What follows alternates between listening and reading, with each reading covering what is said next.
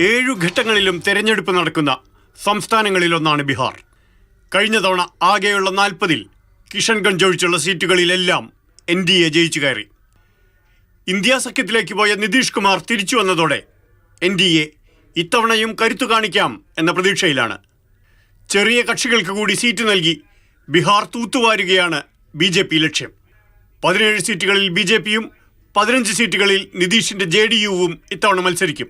കഴിഞ്ഞ തവണ 6 സീറ്റ് നേടിയ ലോക് ജൻശക്തി പാർട്ടിക്ക് ഇത്തവണ 5 സീറ്റാണ് നൽകിയിട്ടുള്ളത്. എന്നാൽ ഹാജിപൂരിൽ നിന്നുള്ള MPയും രാംവിലാസ് പസ്വാന്റെ സഹോദരനുമായ പശുപതി പരസാണ് ഇത്തവണ BJPക്ക് വെല്ലുവിളി. കഴിഞ്ഞ നിയമസഭാ തെരഞ്ഞെടുപ്പിൽ BJPയോട് തെറ്റി ശക്തി മേഖലകളിൽ സ്വന്തം സ്ഥാനാർത്ഥികളെ നിർത്തിയ ചിരാഗ് പസ്വാൻ തന്നെയാണ് രാംവിലാസ് പസ്വാന്റെ പിൻഗാമി എന്ന് അംഗീകരിക്കുകയാണ് ഇക്കുറി BJP. ഇത് പരസിന് ഹിതമല്ല. തന്റെ മുന്നിൽ എല്ലാ വഴികളും തുറന്നു കിടപ്പാണെന്ന് പരസ് വ്യക്തമാക്കി കഴിഞ്ഞു. പക്ഷേ ഉപേന്ദ്ര കുശ്വാഹയ്ക്കും ജിതിൻ റാം മാഞ്ചിക്കും സീറ്റ് നൽകി NDA BJP വിപുലമാക്കുന്നു. മറുവശത്ത് കോൺഗ്രസിന് 9 സീറ്റ് നൽകി 28 സീറ്റുകളിൽ RJD പോരടിക്കുന്നു. 2 സീറ്റുകൾ CPI-MLനും 1 സീറ്റ് CPIക്കും നൽകാം എന്നാണ് ധാരണ. ഇതിനോട് പക്ഷേ CPI-ML വിയോജിക്കുന്നു. 8 സീറ്റുകൾ വേണമെന്ന ആവശ്യമാണ് അവർ ഉന്നയിക്കുന്നത്. CPMന് ഇത്തവണയും സീറ്റ് നൽകിയിട്ടില്ല.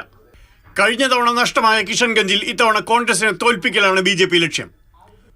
അസാസുദ്ദീൻ ഒവൈസിയുടെ മജ്ലിസ് പാർട്ടി കൂടി അതിശക്തം കടന്നെത്തുമ്പോൾ സിറ്റിംഗ് MP മുഹമ്മദ് ജാവേദിനെ തോൽപ്പിക്കാം എന്നാണ് NDA കണക്കുകൂട്ടൽ.